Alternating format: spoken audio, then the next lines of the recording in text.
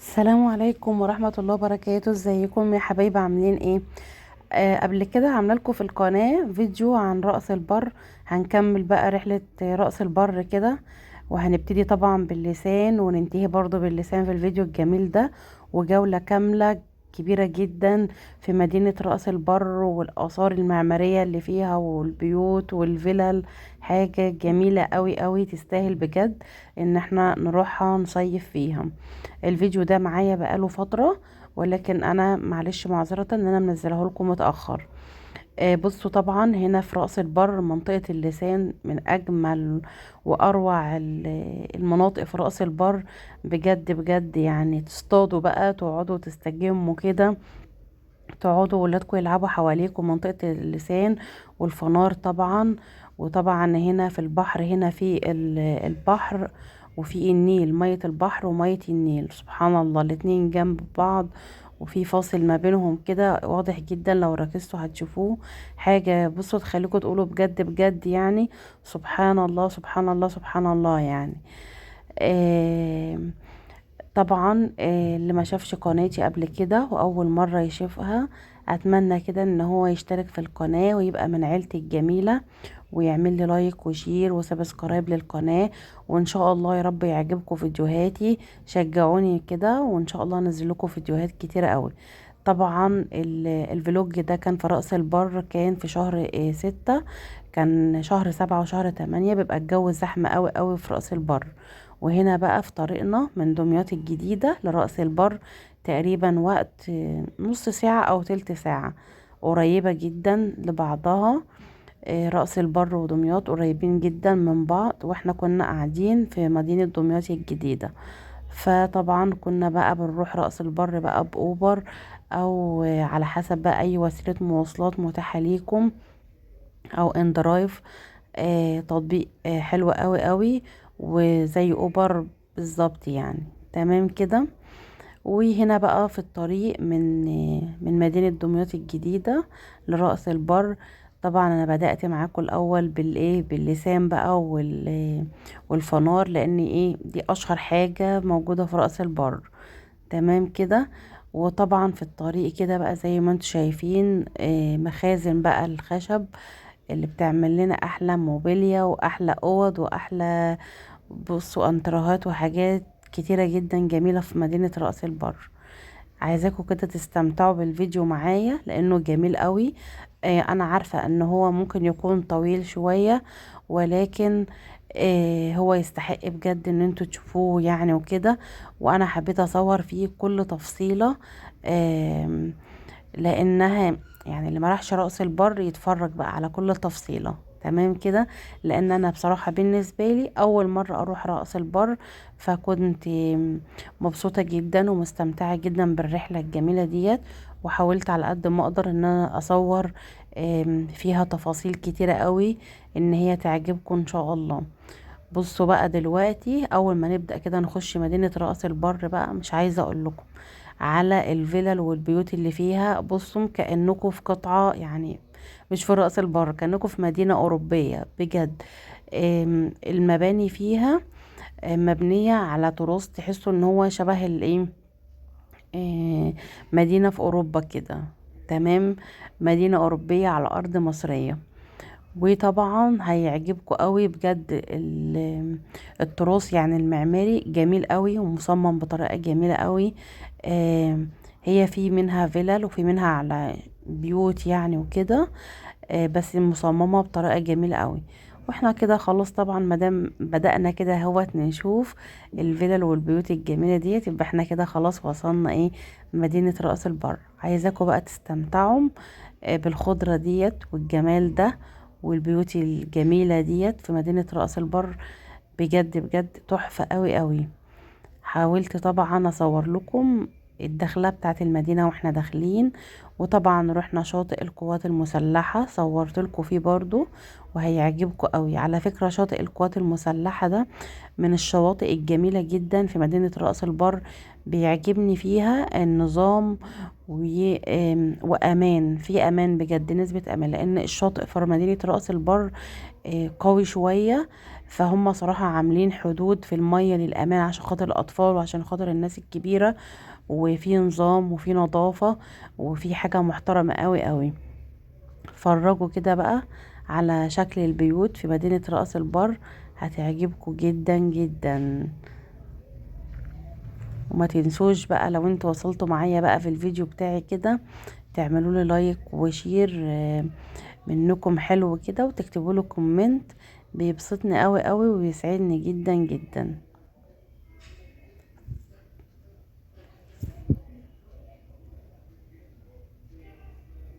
شايفين البيوت جميلة قوي ازاي؟ ما شاء الله، في 5 ادوار وفي بيبقى دورين او 3، وفي على فكرة يعني حاجات مبنية حديثة وفي حاجات مبنية من زمان قوي. صراحة جميلة قوي قوي. بس زي ما قلت لكم كده، هي في شهر 7 و8 بتبقى زحمة جدا. قبل كده بتبقى كويسة يعني تمام. وكمان الأسعار في رأس البر يعني في جميع الأسعار، في فنادق وفي شقق وفي فيلل. الأسعار يا جماعة متنوعة، ما فيش حاجة ثابتة. كل واحد على حسب مقدرته هي ان شاء الله يقدر يلاقي حاجة مناسبة ليه، وان هو يروح يغير جو كده يومين 3 ويتفسح هو وولاده في مدينة رأس البر. شايفين بجد المناظر، يعني المعمارية، التراث ده بجد جميل ما شاء الله، جميل جدا جدا. وانا مبسوطة جدا ان في حاجة حلوة زي ديت على ارض مصر. هي طبعا بلدي وحبيبتي مصر، ربنا يحفظها يا رب. وطبعا انا عارفة ان انا متأخرة عليكم في الفيديوهات، فعايزاكم تشجعوني كده عشان ابدأ انزل لكم فيديوهات تاني، وان شاء الله تعجبكم فيديوهاتي كلها. بصوا بقى، ده بقى ووتر بارك، في ملاهي مائية في مدينة رأس البر. ده ووتر بارك. وفي مكان تاني برضو، آم، بجد بجد يعني انا بقى رحنا ووتر بارك كده، هبقى انزله لكم بقى في فيديو تاني لوحده كده، تشوفوه بقى وتستمتعوا ايه بمدينة الملاهي المائية. بس ايه، عايزة بقى الناس ايه جامدة وقوية كده عشان تقدر تلعب في الملاهي المائية دي، لان في حاجات بتبقى عايزة ناس متمكنة بقى وناس متمرسة قوي في السباحة يعني وكده. وناس قلبها جامد، عايز كل الحاجات ديت. مدينة بجد مائية جميلة قوي قوي. هو تقريبا هي فيها مدينتين على ما اعتقد، ولو في حد من اهل رأس البر شافني ممكن عادي يصلح لي، بس اللي انا اعرفه ان هي فيها مدينتين، مدينة تبع الجيش برضو القوات المسلحة، ووتر بارك دي اللي احنا ايه رحناه. هنا بقى احنا رحنا هو شاطئ القوات المسلحة، نادي الضباط اهوت. آم، بجد احنا كنا رايحين في وقت بقى ايه، كان ما كانش فيه زحمة، ما كانش فيه ناس كتير. وطبعا في جوه طبعا في النادي طبعا في شقق، لو حابين تأجروا شقق، حابين تقعدوا يوم او يومين او اسبوع، وفيها على فكرة اسعار، فيها اسعار عالية وفيها اسعار متوسطة، على حسب يعني الجميع، يعني على حسب ما انتوا عايزين يعني وكده. وزي ما انتوا شايفين بقى اهوت في نادي في نادي القوات المسلحة. بصوا ما شاء الله كبير جدا وواسع ونظيف جدا، والمعاملة فيه محترمة محترمة محترمة لأبعد الحدود بجد والله. بجد هما مهتمين بيه جدا. وعلى الشاطئ ما فيش باعة جائلين ولا في اي الكلام ده. الموضوع فيه نظام وفيه احترام، وهيعجبكم وتتبسطوا فيه وترتاحوا. ويا سلام بقى لو حابين تقعدوا بقى يوم او يومين، بجد يعني ارشح لكم من ضمن الاماكن القوات المسلحة ديت، فيها نظام واهتمام و... ونظافة، نظافة بجد عجبتني قوي، وان شاء الله هتعجبكم. والفيديو بجد هو جميل، مش محتاج مني ان انا اتكلم كتير واحكي لكم، الصورة طبعا بتتكلم عن نفسها. شوفوا بقى وانتوا كده واتفرجوا على الحاجات الجميلة دي، هتعجبكم قوي قوي وتبسطكم. شايفين بقى الدنيا كانت فاضية في الوقت اللي احنا رحنا فيه ده، كان وقت الظهرية كده. بعديها بقى بدأت بقى الناس تيجي بقى على بعد الساعة 1 و2 و3، كل ما يجي. احنا اول ما رحنا كانت الدنيا فاضية شوية، وحتى برضو واحنا ماشيين قرب المغرب كده لما كانت زحمة ما كانش زحمة اللي هي يعني اللي هو الوضع المقبول، يعني فاهميني، فاهمين قصدي. ودخلت الشاطئ بجد جميلة قوي قوي قوي. يا رب تعجبكم ان شاء الله وتتبسطوا فيها. شايفين الجمال؟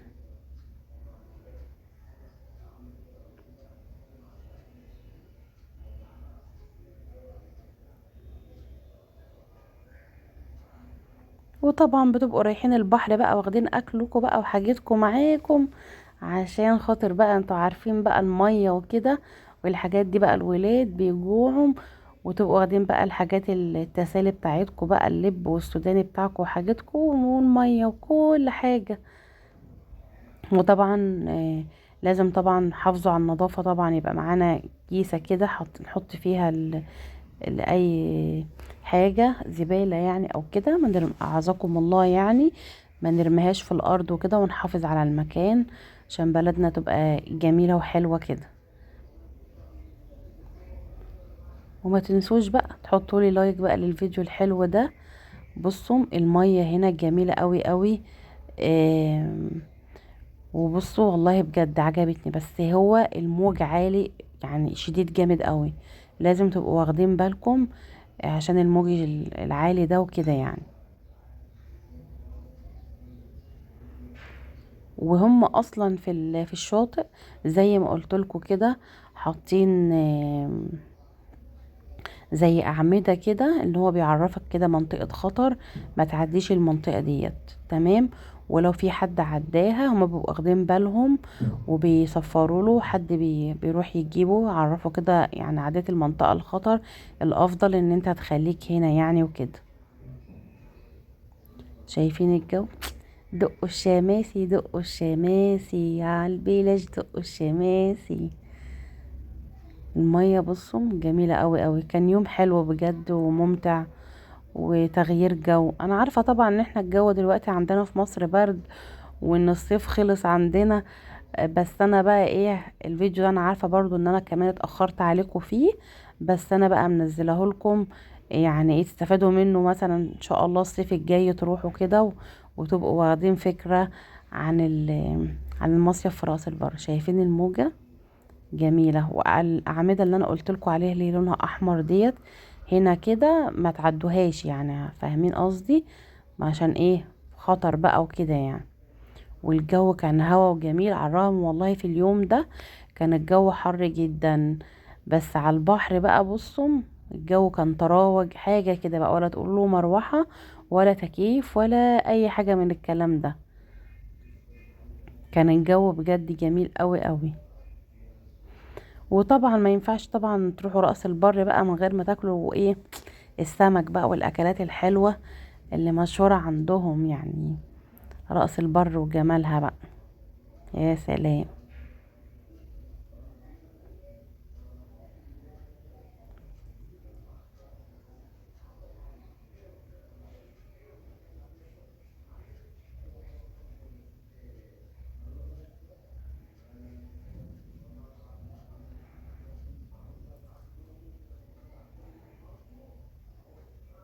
شايفين المنظر بجد جميل قوي، منظر بجد عالمي عالمي عالمي.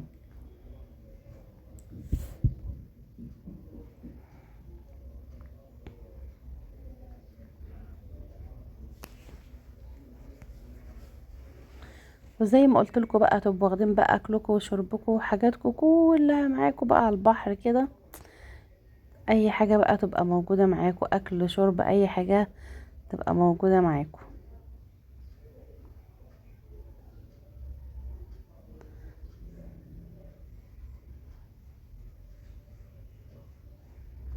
شايفين بقى المية وجمالها صافية وجميلة، ما شاء الله. زي ما قلت لكم انا كل حاجة حلوة صورتها وصورتها يعني وكده عشان انزلها لكم، ما حبيتش ان انا اكون مستخسراها فيكم يعني ولا كده، او اخليها ليا انا بس محتفظة بيها، لا، حابة انتوا كمان تشوفوها معايا وتشوفوا الجمال ده، ما شاء الله، وحاجة جميلة قوي. ما تنسوش بقى تعملوا لي لايك بقى وكده وشير وسبسكرايب للقناة، ولو بيعجبكم فيديوهاتي، واستمتعوا كده بقى برأس البر وميتها وجمالها كده. هنا بقى خلاص بقى قعدنا بقى في البحر وكده، وجينا بقى ايه، عايزين بقى نمشي بقى، نروح بقى الايه الحمام بقى، نغير هدومنا ونشوف بقى هنتمشى تاني ولا هنعمل ايه.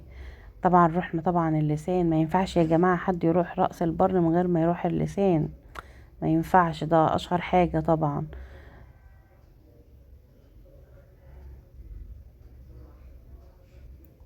ويشوف طبعا الفنار في هناك، في عند منطقة اللسان. بصوا حاجة جميلة قوي وعالم تاني بجد والله يعني. احنا خارجين بقى خلاص من نادي الشرطة، صور لكم طبعا واحنا خارجين بقى، كنت مصوره لكم واحنا داخلين، فبصور لكم بقى واحنا خارجين.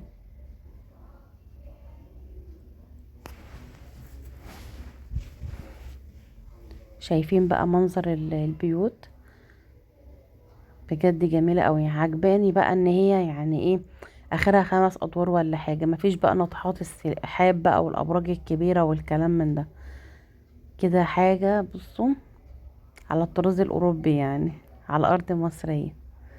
واي حد بقى بيحب مصر ولا كده يعمل لي بقى لايك ويشوف الفيديو بتاعي ده، او حد بقى من مصر ما راحش رأس البر زي حالاتي كده، كنت اول مرة اروحها، يستمتع بقى ويشوف الفيديو بتاعي وايه، وياخد فكرة عن البلد.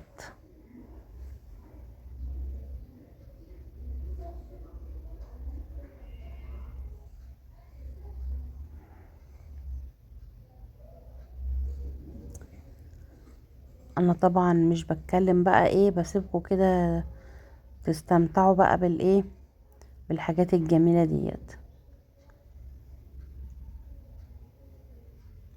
وعلى فكرة لسه برضو في رأس البر اماكن يعني، لسه الناس بتعمرها وبتبنيها وكده يعني، في حاجات بيبقى فيها تجديدات. بجد هي جميلة قوي المدينة وعجبتني، وان شاء الله تعجبكم كلكم اللي ما راحوش، واللي موجود بيتفرج على الفيديو بتاعي ويكون من اهل رأس البر، تحية ليكم. الاهل رأس البر مدينة جميلة جميلة جدا جدا جدا بجد يا جماعة، وبروح لها والله ناس من جميع محافظات مصر، ما شاء الله. يعني لا فيها اهتمام، يعني في ناس كتيرة جدا بتبقى حريصة ان هي تروح تصيف في المدينة ديت بجد يعني، من كل محافظات مصر، مش يعني مش المحافظات اللي حواليها بس، بورسعيد او دمياط او كده، لا بيجيها من كل المحافظات ومن كل مكان. شايفين يا جماعة ما شاء الله، ده الشارع الرئيسي، وشايفين الشوارع المتفرعة من الشارع الرئيسي، حاجة يعني جميلة جدا، وتنظيم الشوارع حاجة محترمة قوي، والمباني بجد جميلة قوي وأبهرتني على فكرة، اللي مبنية على الطراز القديم وعلى الطراز الحديث.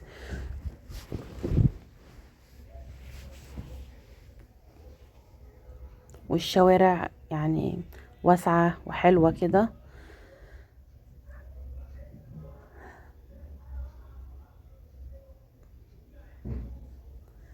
وطبعا لو انتوا رحتوا رأس البر بقى وشايفين ان انا منبهرة عشان اول مرة بقى، فاعذروني بقى. ربنا يدينا الصحة ويرزقنا ان شاء الله، يوسع علينا ونروح اماكن كتيرة في مصر بقى، ونصورها ونحاول نقربها لكم، يعني كأننا برضو بنعمل سياحة داخلية لبلدنا كده، لأي حد بيشوفني طبعا من برا مصر وكده ياخد فكرة. لو حابب ينزل مصر مثلا في وقت الصيف، مدينة رأس البر من المدن الجميلة قوي، اللي هو ممكن يعني ينزل فيها يقعد فيها وقت حلو ويستمتع بالجو فيها، وبيبقى فيها المية والبحر وكده يعني. ولو انتوا مش من مدينة رأس البر، فبحاول اقرب لكم الصورة يعني، ويبقى كمان فيديو جميل وذكرى حلوة كده على قناتي. الواحد يعني يبقى ايه، شايفه كده والاماكن اللي هو راحها وكده وزارها في مدينة رأس البر.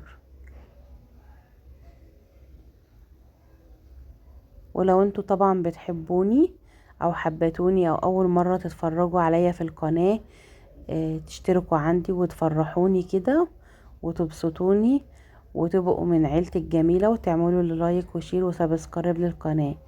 شفتوا بقى منطقة اللسان؟ في اول الفيديو صورتها لكم كان بالليل، ودلوقتي بقى وقت الغروب. حاجة بصوا جميلة جدا ما شاء الله.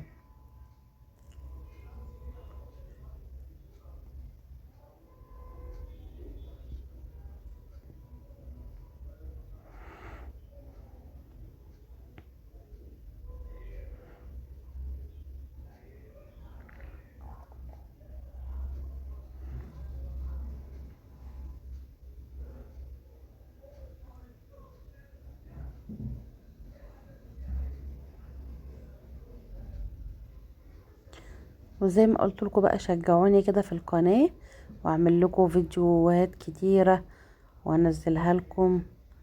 يا جماعة انا فاتحة القناة بقالي كتير قوي، محتاجة منكم بجد يعني تشجعوني كده في القناة، والقناة تكبر بيكم ان شاء الله. و... وربنا يجازيكم خير يا رب.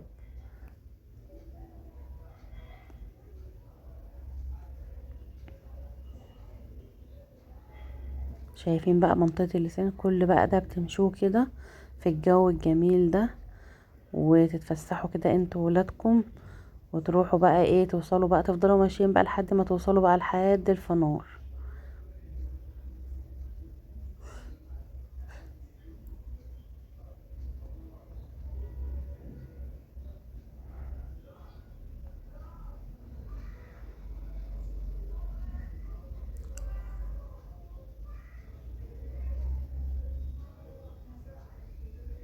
شايفين الفنار من على بعد؟ لسه بقى هنمشي بقى ونقرب منه ونوصل عنده. ده طبعا من الاماكن اللي ما ينفعش تروحوا رأس البر من غير ما تروحوها بقى. في طبعا مطاعم كتيرة جدا، إيه، لو حابين تاكلوا فيها يعني وكده.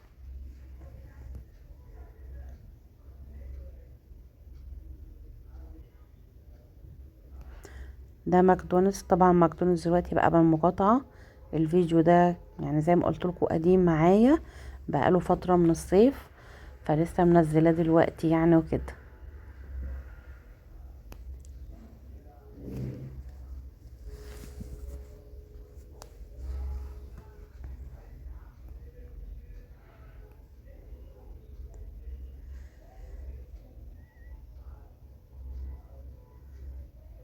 وبصوا بقى الفندق اللي جاي ده، بصوا عند منطقة اللسان بالظبط. الفندق ده يا جماعة جميل ما شاء الله، حاجة كده محترمة قوي قوي، قصاد الفنار بالظبط عند منطقة اللسان.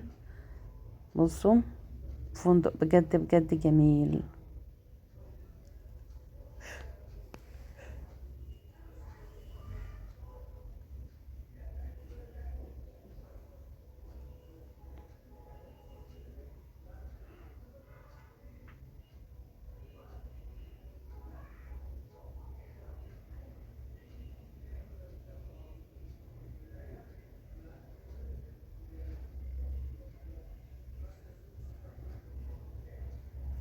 وقت الغروب بجد يعني مش عايزة اقول لكم، حاجة كده متعة.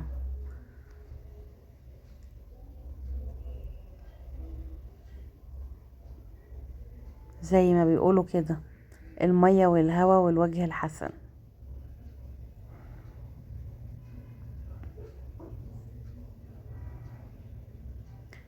شايفين الحتة دي بقى جميلة قوي، والخريطة اللي موجودة دي بقى ايه، بالعربي والانجليزي. يعني يعرفك كده رأس البر الموقع بتاعها موجود فين بالظبط، وفي قارة ايه، وفي دولة ايه، وايه اللي حواليها. حاجة بصوا جميلة.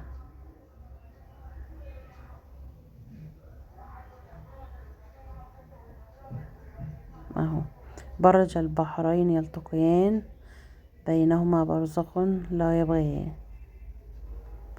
زي ما قلت لكم كده، في اللي هو مية البحر والنيل الاتنين جنب بعض بالظبط.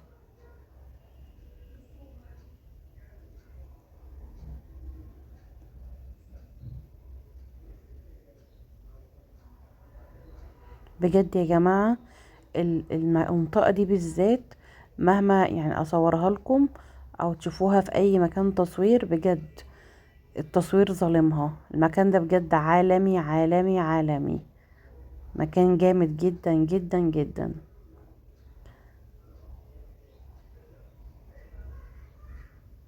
وده ايه، الخريطة باللغة الانجليزية جنب كده وجنب كده. بجد المنطقة ديت عالمية.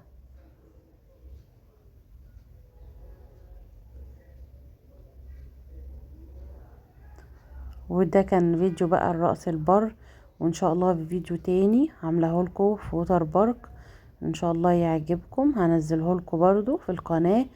وما تنسوش بقى اللي ما اشتركش في قناتي يشترك ويبقى من عيلتي الجميلة، ويعمل لي متابعة كده ويعمل لي لايك ويشجعني في القناة. وان شاء الله انزل لكم دايما فيديوهات حلوة وتبسطكم وتستمتعوا بيها كده وان شاء الله دايما اكون عند حسن ظنكم. واسيبكم بقى تستمتعوا بالمية الجميلة ديت، واشوف وشكم ان شاء الله في فيديو جديد من فيديوهاتي. استنوني كده ان شاء الله انزل لكم فلوجات حلوة قوي قوي تبسطكم وتسعدكم. ومع السلامة.